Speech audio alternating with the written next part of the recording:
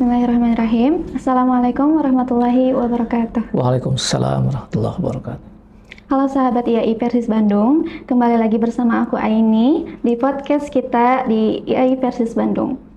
Kali ini kita akan membahas topik yang sangat menarik, yaitu Islam dan Sunda di Jawa Barat. Bersama narasumber kita, yakni yang terhormat Bapak Rektor IAI Persis Bandung, Profesor Jajang A. Rohmana MAG. Nah, hari ini kita akan membahas topik yang sangat menarik, yaitu yang pertama, perjalanan masuknya Islam dan dari ke Tatar Sunda, masuknya Islam ke Tatar Sunda, maaf. Yang kedua, sarana dakwah apa saja yang dilakukan pada masa itu, dan juga nomor 3, bagaimana menjadi Muslim di Tatar Sunda masa kini. Mungkin langsung saja ya Profesor untuk menyampaikan apa yang nanti dibahas oleh Profesor sekarang. Baik, bismillahirrahmanirrahim. Terima kasih Mbak Aini. Ya, saya bicara tentang bagaimana masuknya Islam di Tatar Sunda. Itu yang menurut saya penting untuk diketahui, terutama bagi sivitas akademika di IAI Persis Bandung. Bagaimanapun Islam yang datang ke Tatar Sunda ini sudah berlangsung sangat lama, tetapi tidak juga terlalu lama, sekitar abad ke-17 ketika para pedagang, para ahli-ahli agama Islam itu datang ke pesisir utara di Jawa Barat, terutama di Cirebon, di Banten, yang merekalah sebetulnya memberikan banyak kontribusi terhadap bagaimana Islam itu dapat terkoneksi dari Timur Tengah ke Jawa Barat. Tetapi yang kita ketahui bahwa memang Islam di Tatar Sunda pada awalnya adalah Islam yang disebarluaskan oleh para ulama, para pedagang yang mereka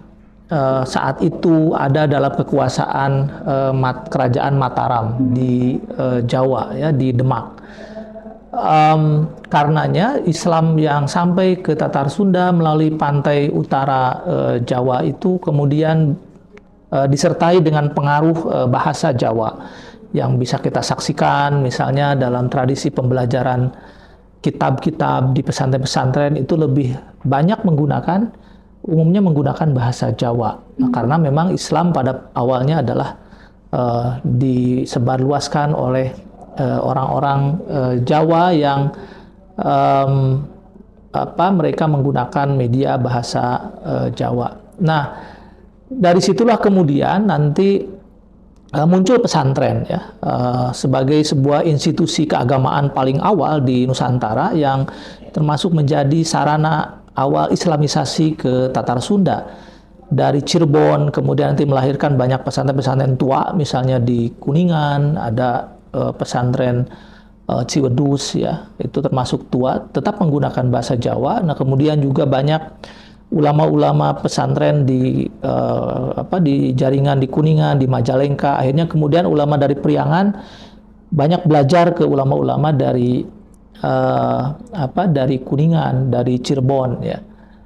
Muncullah nanti tradisi pesantren yang sama, terutama di Priangan, yang mereka terkoneksi dengan pesantren-pesantren di pesisir utara Jawa itu, ya.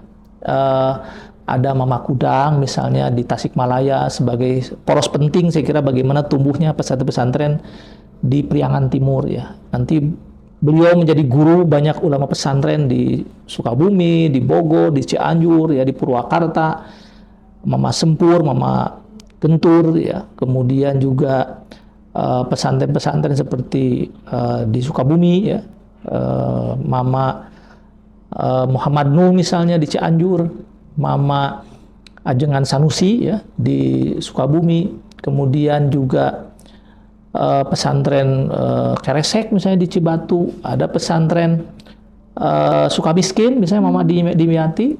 Nah, mereka juga terkoneksi dengan pesantren-pesantren yang ada di Tasik, terutama, ya, di Mama Kudang, termasuk pesantren Cipasung, Mama Ruhiat, termasuk juga Mama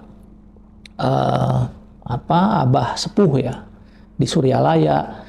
Nah, umumnya Islamisasi itu tetap menggunakan jejaring pesantren itu pada masa-masa awal. Nah, bahkan sampai hari ini terus berlangsung ya. Jadi institusi pesantrenlah yang punya peran besar ya, bagaimana jejaring itu tumbuh dan berkembang di Tatar Sunda. Nah, pada masa berikutnya Islamisasi itu kemudian juga lahir, tumbuh, melahirkan banyak varian pesantren lain yang dikenal dengan pesantren modern. Ya. Nah, Persatuan Islam itu juga awalnya tumbuh dari pesantren tradisional. Kiai Haji Abdul Rahman itu juga belajar pada Muhammad Nuh di Cianjur, di Al-I'anah, ya, di pesantren Al-I'anah, yang kemudian nanti beliau bergabung dan mendirikan pesantren Pajagalan, Persis Pajagalan. Nah, jadi punya jejaring yang sama sebetulnya dengan pesantren-pesantren yang lain, begitu ya. Penyebaran Islam itu tumbuh. Nah, penyebaran Islam itu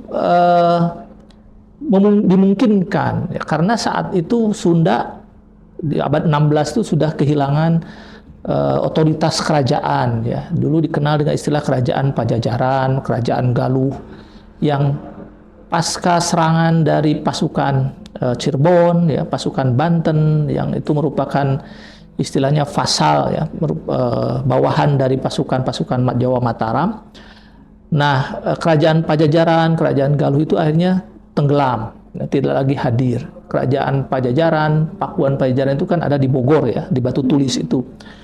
Nah, pasca kehancuran itulah Prabu Siliwangi juga menghilang, istilahnya hilang, dan kekuatan kerajaan Sunda itu relatif menjadi tidak bisa mengendalikan kembali kebudayaan yang ada di Tatar Sunda, maka digantikan oleh Islam. Nah, ini beda cerita dengan di Jogja yang sampai hari ini masih ada keraton, di Solo juga masih ada keraton. Nah, keratonlah yang menjadi sarana bagaimana institusi budaya itu terus hidup. Ya, itu di keraton relatif kental, makanya di Jawa itu kebudayaan Jawanya ya, falsafah Jawanya itu sangat kuat. Nah, di Sunda kehilangan kerajaan itu menjadi menjadi satu kehilangan besar sebetulnya yang kemudian digantikan oleh Islam. Makanya Islam sangat kokoh sekali, pengaruhnya besar di Tatar Sunda ini ya. Falsafahnya lebih didominasi oleh Islam, keyakinannya Islam, otoritas kiai-kiai para ajengan itu sangat besar makanya ya, dan sangat dihormati. Jadi orang Sunda itu lebih religius tuh ya dibandingkan dengan orang Jawa. Mengapa? Itu cara pandang yang sekali Jawa ini kelihatan lah, karena keraton yang paling bisa memungkinkan kebudayaan itu hidup terus ya. Di Sunda relatif kebudayaan Sunda itu sudah semakin Islami, dipengaruhi oleh pengaruh Islam, nyaris seperti tidak ada batas gitu antara Sunda dengan Islam. Nah, itulah yang membuat kita ini menjadi lebih religius, Sunda ini lebih fanatik keislamannya, apalagi juga tumbuh nanti gerakan-gerakan Islamnya, ada modernis seperti Muhammadiyah yang lahir di Garut ya, sekitar tahun 20-an, kemudian Persis tahun 23 ya. NU juga tumbuh di Jawa Barat, ada PUI juga lahir di Jawa Barat. Nah, ormas-ormas itulah yang nanti menghiasi bagaimana fanatisme Islam itu lebih kuat dibandingkan dengan di tanah Jawa, Jawa Tengah, Jawa Timur. Nah, itu saya kira Neng yang perlu saya jelaskan mengapa sebetulnya Islam di Sunda itu lebih kelihatan religius, sangat kuat gitu keislamannya. Dan di kita secara politik juga makanya partai-partai Islam tuh lebih kokoh gitu, lebih kuat dibandingkan dengan partai nasionalis misalnya. Ya karena fanatisme keagamaannya dan sangat sangat hati-hati kalau orang ngomong agama di Jawa Barat gitu ya, terutama tentang Islam itu. Terus lanjut Neng, silakan. Itu dari saya. Terima kasih. Menarik ya Pak. Ya. Pembahasan yang mungkin kita belum tahu semua gitu ya. Apalagi di sekolah-sekolah umum yang mungkin langsung masuk ke ranah Islam atau IAI Persis Bandung. Penting juga untuk mengetahui bagaimana sih Islam masuk ke Tatar Sunda gitu. Dan mungkin selanjutnya Pak Profesor dilanjutkan pertanyaan selanjutnya, dakwah Islam menggunakan sarana apa saja? Nah, sebetulnya Islam ke Tatar Sunda itu tidak awalnya ya, dulu itu tidak selamanya disebarkan dengan jalur yang orang sering sebut damai gitu, jalan damai, jalur kultural gitu ya, pernikahan, transaksi ekonomi. Tetapi pernah ada masa-masa di mana Islam ke Sunda ini juga ada mengalami semacam clash politik ya, terutama ketika Portugis ya.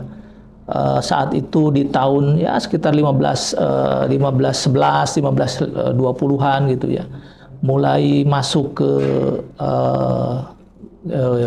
Sunda Kelapa. Saat itu kekuasaan Portugis itu yang kemudian berhadapan langsung dengan kekuatan Islam ya, dengan kerajaan Mataram Jawa waktu itu. Nah, kerajaan Pakuan Pajajaran lah yang kemudian meminta bantuan sempat bersurat kepada pasukan Portugis ya. Nah, karena saat itu memang kerajaan Pajajaran sudah terdesak, makanya meminta bantuan kepada pasukan Portugis untuk melawan kekuatan Islam saat itu ya, kekuatan Mataram Islam yang dalam hal ini dipimpin oleh Sultan Fatahillah ya di Sunda Kelapa. Tapi akhirnya karena bantuan dari Portugis itu tidak sempat datang, makanya keburu kerajaan Pakuan itu diserang habis-habisan ya, oleh pasukannya Sultan Raden Patah itu ya, Sultan Fatahillah itu, yang akhirnya ya tidak bisa kemudian bertahan ya. Nah, itu bukti bahwa memang ada clash politik yang cukup keras juga saat itu ya, antar kekuatan Islam dengan kerajaan Pakuan Pajajaran ya saat itu. Nah, akhirnya setelah kekuasaan Pajajaran itu hilang, nah relatif kemudian penyebaran Islam ke Tatar Sunda ini melalui jalur-jalur yang lebih kultural ya. Istilahnya jalurnya yang damai. Pesantren institusi yang paling kuat sih kira menyebarkan Islam itu ya. Karena di pesantren kan orang belajar agama, belajar kitab, dan orang tahulah unsur pesantren itu ada kiainya, ada ajengannya, ada santrinya, ada pondok, ada masjid, dan ada kitabnya, kitab kuning. Jadi 5 unsur itu yang kemudian menjadi jalur bagaimana orang itu tercerahkan dengan ajaran Islam. Dan terlebih kan Islam itu menawarkan satu gagasan penting ya, untuk apa itu nilai arti kesetaraan. Di kerajaan Islam itu dulu ada kasta, gitu ya. Ada pemilahan Sudra, Brahma, Siwa gitu ya, yang membuat masyarakat itu kurang nyaman gitu. Nah, ketika Islam menawarkan kesetaraan, orang menjadi lebih responsif gitu. Bagaimana ajaran Islam itu cenderung menghargai semua hak manusia gitu, tidak pandang bulu, tidak dibeda-bedakan. Nah, termasuk pendalaman ajaran agama juga di Islam sangat kuat, terutama jalur-jalur tasawuf, tarekat. Saya kira di ajaran pra-Islam itu kedalaman batiniah ya dalam menghayati ajaran etika, ajaran moral gitu ya. Di masa-masa pra-Islam terutama Hindu Siwa itu juga menekankan pada kekayaan batiniah gitu, pendekatan pada Tuhan. Dan di Islam juga kaya, ada tasawuf yang juga menjadi lebih kaya, filosofisnya, prinsip-prinsip hidupnya itu sangat luar biasa. Nah, di Sunda juga terasa kan sekarang orang kalau ngomong istilah prinsip hidup gitu ya, nilai hidup, falsafah hidup itu di Islam itu sangat kaya melalui ajaran-ajaran yang sufistik biasanya ya. Nah, di Sunda juga dulu sangat kaya. Nah, akhirnya lebih mudah dicerna, lebih mudah diterima. Saluran lainnya saya kira nanti ada institusi yang disebut dengan masjid ya. Masjid juga punya peran penting selain pesantren ya. Di masjid itu orang sentuhannya banyak sekali unsurnya. Di situ ada sastranya, ada keseniannya, ada bagaimana orang ngalantun ke di sana pupujian anak geuningan di masjid teh. Ajaran-ajaran pesantren itu dilakukan ya. Jadi sarana dakwahnya itu melalui jalur-jalur yang kultural, bisa orang mudah menerima karena ada pertemuan antara sastranya, sastra yang dari Islam kemudian bertemu dengan sastra Sunda gitu. Nah, jadi jalur sastra juga kuat. Makanya pupujian dangding gitu ya dengan menggunakan bahasa Sunda itu jadi sarana yang juga sangat tepat ya. Termasuk penerjemahan kitab suci ya. Quran itu dulu kalau hanya mengandalkan bahasa Arab orang nggak mudah juga nyampe. Tapi dengan ada penerjemahan bahasa Sunda ya, diajarkan oleh para ajengan, para kiai ya, diterjemahkan. Bahkan ceramah juga pakai bahasa Sunda, para ajengan tuh ngajar agama itu juga membuat Islam itu lebih mudah diterima. Nah, makanya penting tuh peran bahasa itu ya sebagai salah satu saluran dakwah Islam ya ke seluruh Tatar Sunda. Kalau tidak menggunakan bahasa Sunda, wah itu nggak mungkin Islam itu sepesat hari ini ya, sekitar hampir ya 400 tahunan lah Islam itu sudah pengaruhnya kemana-mana gitu. Karena saluran-saluran dakwahnya tadi melalui penggunaan bahasa terutama yang terus dipakai di pengajian-pengajian gitu ya, terus dipakai di kitab-kitab dalam aksara pegon, terjemahan, ceramah-ceramah, termasuk tradisi-tradisi yang menggunakan bahasa Sunda itu juga masih banyak. Dan saya sangat mendorong ya. Jadi kalau ceramah khutbah Jum'ah waema lah gitu ya, yang 15 menitan kusuna atau gitu ya. Nah, itu karena sahadei gitu nu bisa ngarawat bahasa Sunda, sedangkan bahasa teh kan bahasa rasa. Ya, lebih kena gitu. Sok neng misalnya mau ngambek ke bahasa Indonesia, da teu pantes atuh. Jadi kamu teh gimana atuh? Kusunda mah lebih amteb gitu, lamun ambek atau lamun ngedalkeun naon wae oge nya, kusunda itu lebih pas lah gitu. Lebih kerasa ya? Jadi karena bahasa rasa itu ada di semua bahasa termasuk bahasa Sunda. Nah makanya saluran dakwah melalui bahasa Sunda saya kira sangat penting ya untuk digunakan lah. Dan Persis saya kira para ulama Persis sudah menyadari itu juga ya, penggunaan bahasa Sunda untuk dakwah melalui majalah. Ada dulu majalah At-Taqwa full Sunda gitu ya. Kemudian majalah Iber itu juga full Sunda. Sayang sekarang nasibnya nggak jelas ya tentang penggunaan bahasa ini. Demikian Oke, wah menarik banget ya ini pembahasan yang kedua. Jadi kita tahu sarana-sarana apa aja yang bisa disebarkan gitu, Islam disebarkan di Tatar Sunda. Mungkin pertanyaan terakhir ya, Baik. Profesor, bagaimana menjadi Muslim di Tatar Sunda di masa kini? Ini menarik sebetulnya ya. Yeah. Saya sebagai sebagai Muslim ya, yang berupaya untuk menjalankan agama dengan baik, jelas tidak ingin juga meninggalkan identitas sebagai orang Sunda. Jadi Islam ongko atau magus pastinya akidah. Tapi oge tidak bisa meninggalkan identitas saya sebagai orang Sunda. Nah, makanya bagaimana kita Muslim yang taat, sekaligus juga orang Sunda yang mencerminkan kesundaannya. Ya, berislam sekaligus juga mencerminkan identitas kita sebagai orang Sunda. Sunda itu tercermin dari apa? Dari bahasa, dari pakaian, ya, dari sikap. Orang Sunda kan DP-DP, sopan, handap asor. Orang Sunda mah kan gitu ya. Handap asor, DP-DP. Terus kalau bicara teh tercermin bagaimana keramahannya itu dari bahasa. Nah, jadi Islam itu walaupun dari Timur Tengah, lahir di Arab, tetapi ketika datang ke Tatar Sunda tetap harus punya karakter kesundaan gitu. Karena itu bagian dari identitas. Justru Islam itu fleksibel. Ada yang tetapnya, Islam di mana-mana tauhid itu sama gitu. Tapi ada yang berubahnya, dalam arti ada dimensi budayanya yang itu kita harus hargai. Ya, di mana-mana Islam itu pasti akan beradaptasi dengan nilai budayanya masing-masing. Di Melayu, di Malaysia, Islam Malaysia kan Anda tahu gimana ya? Tauhid ya sama, tapi karakter pakaiannya beda. Dengan Islam di Turki, ya kan beda. Ya, karakter Islamnya di India juga begitu beda. Jadi di ruang-ruang budaya sebetulnya kita lebih bisa ekspresif. Bagaimana Islam itu kreatif, bisa beradaptasi dengan budaya apapun, meskipun nilai-nilai utamanya sama, tauhid. Di mana-mana, di Amerika Islamnya begitu, di kita Islamnya begini, pakai kopiah, pakai batik, pakai sarung, yang gitu ya, ngomong bahasa Sunda. Itulah cara bagaimana kita menjadi Muslim yang tetap menjejakkan kaki kita di ruang budaya kita sendiri yang harus kita pelihara. Nah, anak muda saya kira punya cara juga yang jangan sampai budaya Sunda itu tergerus oleh budaya global ya, hilang identitasnya. Anda harus belajar misalnya bagaimana orang Korea walaupun modern, tapi kan dia punya identitas, bahasanya, aksaranya, cara orang berpakaian pakai baju tradisional Korea, mereka bangga. Ya, kan itu bagian dari identitas kekayaan budayanya. Orang Jepang sama juga bangga dengan budayanya. Ya, reus gitulah. Nah, kita juga sebagai muslim yang orang Sunda harus bangga, harus reus ya.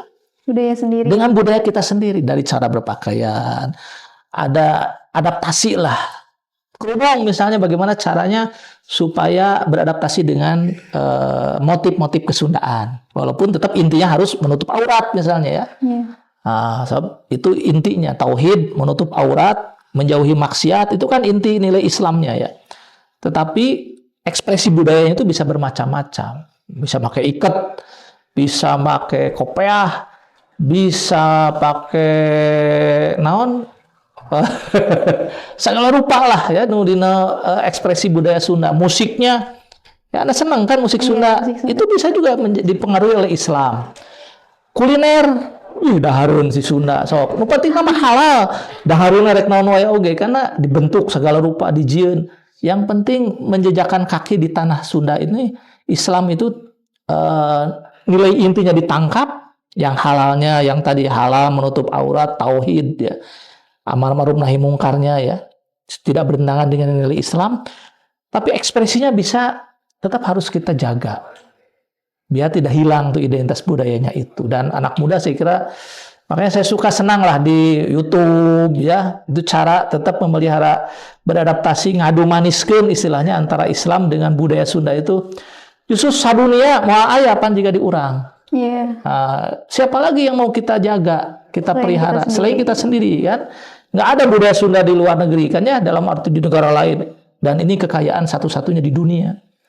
Makanya kalau Anda misalnya minum kopi, ya Anda misalnya ya kulineran yang khas Sunda, naon seblak seblak batagor ya, sambal lalap jengkol asin, eta kudu dirawat.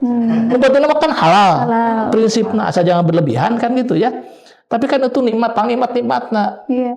Saya disodori sameja, aya daharun Eropa, resep itu tapi nggak nikmat, ya nggak nikmat walaupun itu halal karena budayanya lidah kita kan beda. Iya beda. Lidah saya kulinernya itu jengkol, asin, sambal, lalap, baru pas gitu dengan lidah itu.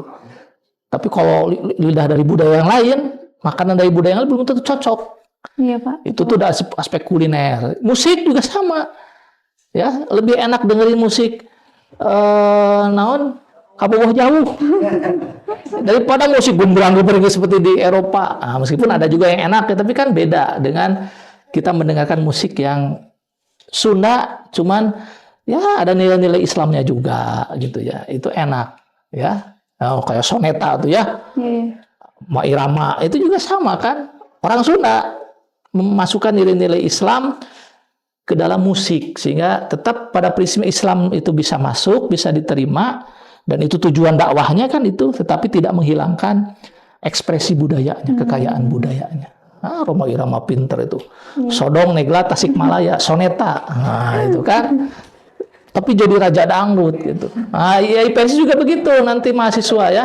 Jadi bagaimana kekayaan budaya itu jadi modal penting identitas keprodian, identitas universitas, identitas mahasiswa.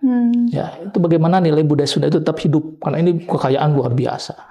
Demikian Neng, terima kasih itu dari saya. Baik ya Pak, yang terakhir itu benar-benar ini ya Pak, kayak kita tuh gimana caranya jadi muslim yang benar-benar Nyunda gitu ya Pak istilahnya. Jadi tercermin dari bahasa Sunda itu sendiri, gimana keseharian muslim itu bangga terhadap bahasanya sendiri, terus berpakaiannya menurut Sunda, adat Sunda itu sendiri, terus musiknya, makanannya, kita harus bangga menjadi muslim Sunda itu sendiri gitu ya Pak. Mungkin itu aja ya Pak yang bisa kita bahas kali ini bersama Profesor Jajang. Oke, sahabat IAIP, mungkin nanti kita lanjut diskusi di ruang selanjutnya bersama aku Aini dan Profesor Jajang. Kami undur diri. Wassalamualaikum warahmatullahi wabarakatuh.